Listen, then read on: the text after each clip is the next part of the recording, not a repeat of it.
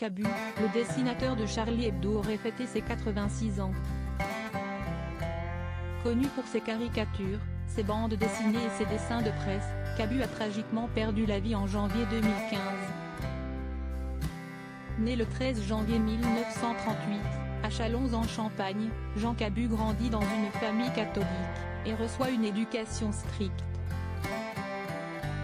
Dès l'âge de 14 ans, le jeune homme se fait remarquer pour ses talents de dessinateur, en gagnant un concours organisé par le magazine Cœur Vaillant. Par la suite, il adopte le pseudonyme J.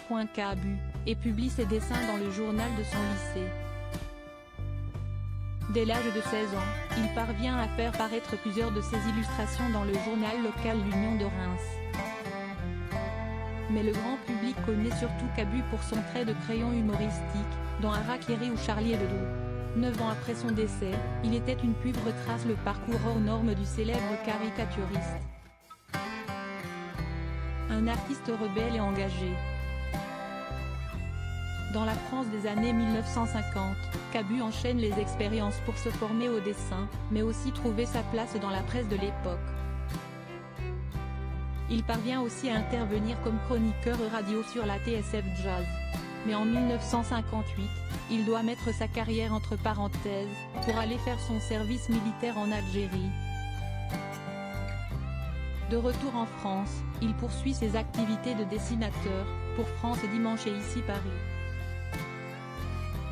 Mais il fréquente aussi d'autres jeunes artistes, comme François Cavana et Georges Bernier, le professeur Choron.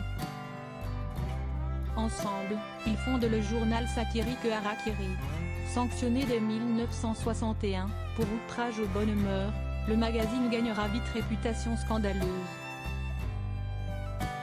Cabu travaille aussi pour Pilote.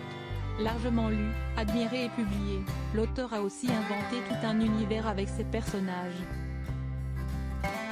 Comme le Grand-Duduche, ou encore le Beauf, un archétype encore très actuel, qui désigne un Français ignare et vulgaire.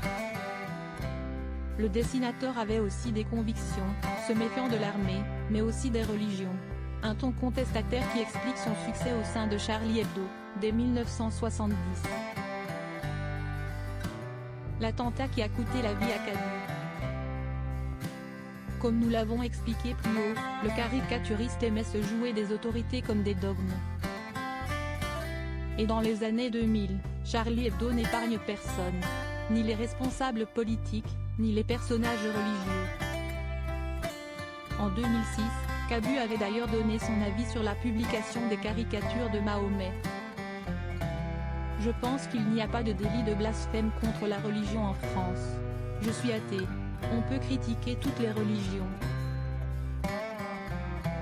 Je suis par ailleurs frappé de voir, en ce qui concerne les musulmans, à quel point les modérés ne s'expriment pas et laissent faire des choses terribles en leur nom. En tant que dessinateur, il ne faut pas se laisser faire. Ces prises de position radicales ont malheureusement attisé la violence des plus intolérants. Ainsi, le 7 janvier 2015, le dessinateur meurt, assassiné par 2 terroristes, les frères Kouachi. Outre Cabu, d'autres artistes comme Volinsky, King-Ou, Honoré, et Charb meurent aussi dans l'attentat. Mais aussi d'économistes Bernard Marie, ainsi que des policiers, un correcteur, un agent d'entretien et une psychanalyste, décédés dans le même attentat.